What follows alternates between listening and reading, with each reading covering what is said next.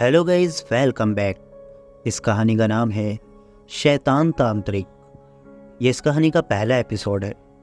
चलिए फिर शुरू करते हैं।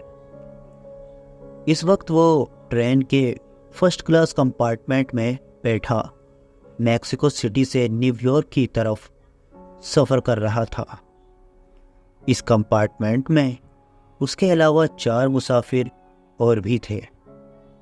उसके सामने वाली बर्थ पर एक मुसाफिर अपने कुत्ते के साथ सफ़र कर रहा था, जबकि साइड वाली बर्थ पर 60 साल की एक बुढ़िया बैठी थी।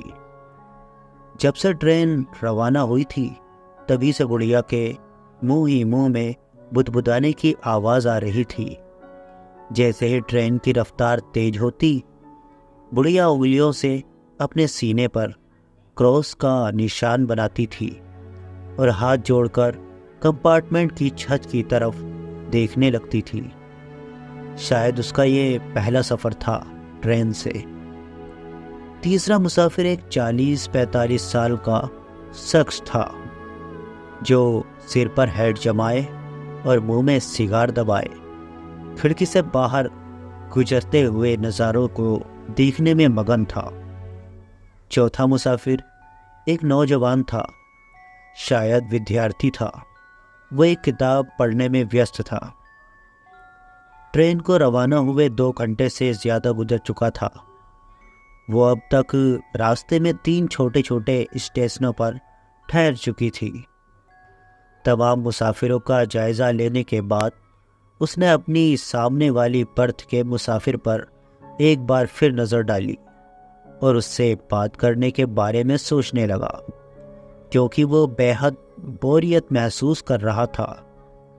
सामने की बर्थ वाला बार बार अपने कुत्ते पर प्यार से हाथ फेरता था, जो छोटे कद और लंबे सफ़ेद बाल वाला बहुत खूबसूरत कुत्ता था।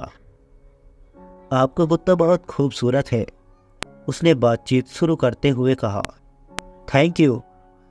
मेरा डॉगी वैसे भी हर किसी को पसंद आ जाता है, कुत्ते के मालिक ने मुस्कुराकर कहा और फिर प्यार से अपने कुत्ते पर हाथ फेरने लगा।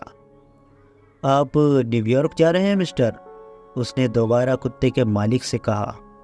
फिलिप्स, मेरा नाम फिलिप्स है और मैं न्यूयॉर्क ही जा रहा हूँ, उसने दोबारा मुस्कुराते हुए जवाब दिया। और आप कहाँ जा रहे हैं? वो मेरा नाम नॉर्मन है, नॉर्मन एडवर्ड, और मैं भी न्यूयॉर्क ही जा रहा हूँ, नॉर्मन भी मुस्कुरा कर बोला। कोई ख़ास काम है या फिर सिर्फ तफरीह के लिए जा रहे हैं? फिलिप्स ने पूछा। दरअसल मेरे चाचा का फ़ोन आया था, कल सुबह वो बेहद बीमार हैं, उनकी देखभाल के लिए ही जा रहा हूँ, नॉर्मन ने बताया। ओह, फिलिप्स ने अफसोस में कहा। और आप किस सिलसिले में जा रहे हैं? नॉर्मन ने पूछा। मेरा ट्रांसफ़र हुआ है, वहाँ मैं इंस्पेक्टर के ओहदे पर, फिलिप्स बोला। किस इलाके में? नॉर्मन ने पूछा। जॉनथन पार्क कॉलोनी में, फिलिप्स ने बताया। ओह वाकई, मेरे चाचा भी वहीं रहते हैं, नॉर्मन खुश होकर बोला। खूब, फिलिप्स बोला।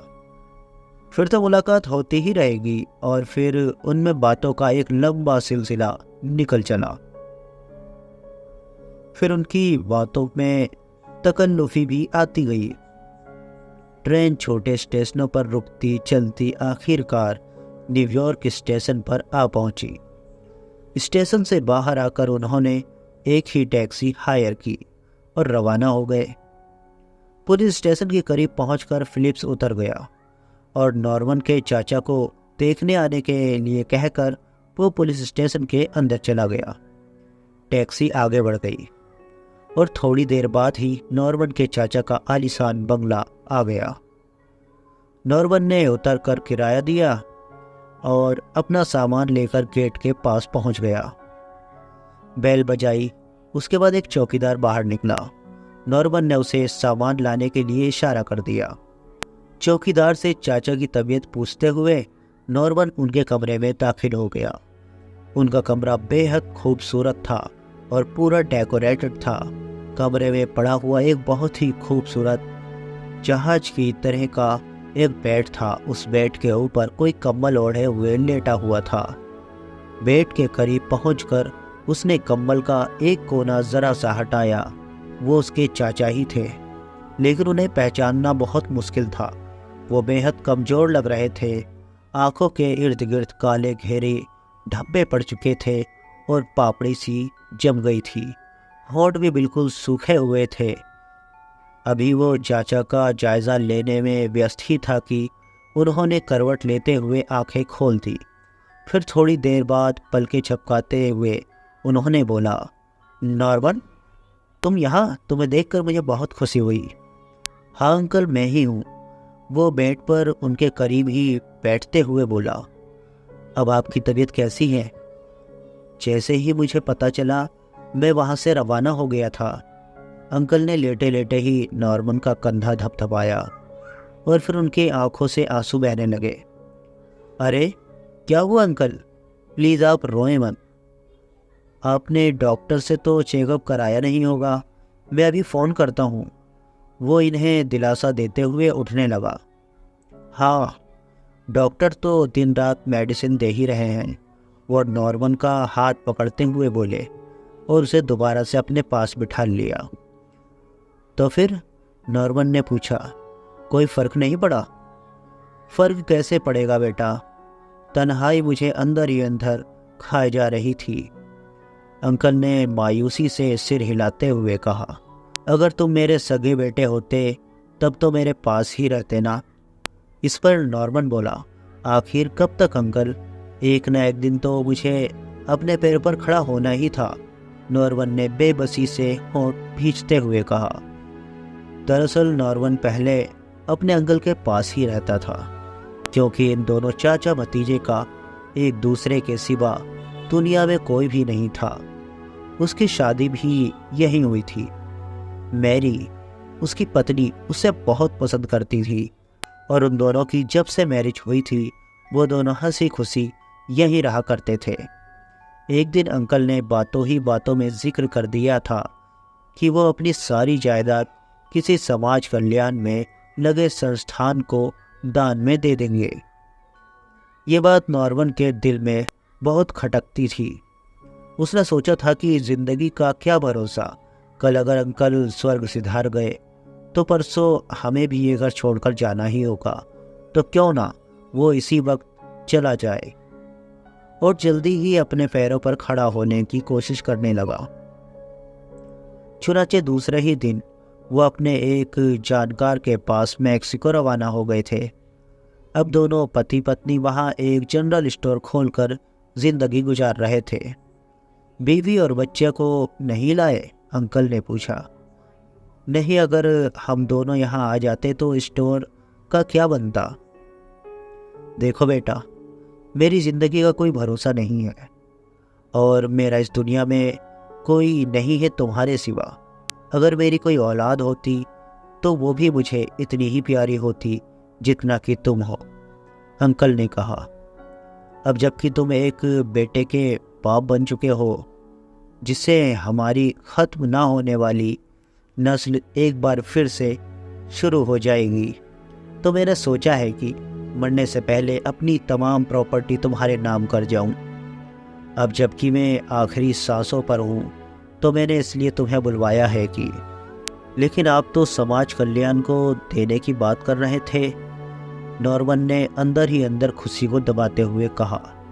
हाँ, मैं वैसा भी सोच रहा था, पर अब मैंने अपना इरादा बदल दिया है। तुम ऐसा करो कि मैरी को फ़ोन करो कि वो भी यहाँ जल्दी चली आए, अंकल ने कहा।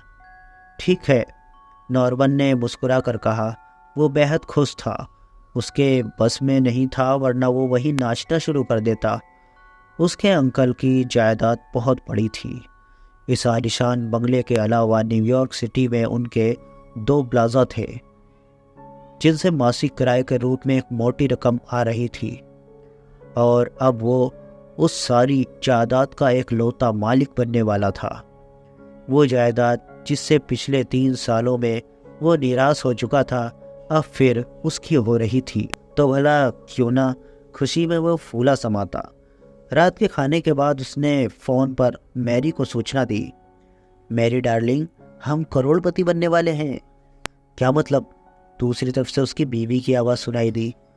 अंकल अपनी सारी जायदाद मेरे नाम कर रहे हैं, यानी कि उनके देहांत के बाद मैं उनका वारिस होऊंगा। नॉर्मन की आवाज़ खुशी से फूट रही थी। मगर वो सामाजिक भलाई, मैरी ने कहना चाहा। अरे यार, उन्होंने अपना इरादा बदल दिया है। बस करो, ज़्यादा ऊंचे ख्वाब ना देखो। उनका इरादा दोबारा भी तो बदल सकता है, मैरी ने व्यंग होकर कहा। मैं समझा नहीं, नॉर्मन ने चौंक कर पूछा। देखो नॉर्मन, उनके मरने के बाद ही जायदाद तुम्हारे नाम होगी, है ना? और अभी तो वो जिंदा हैं। हो सकता है कि मरते मरते एक बार फिर उनका इरादा बदल जाए।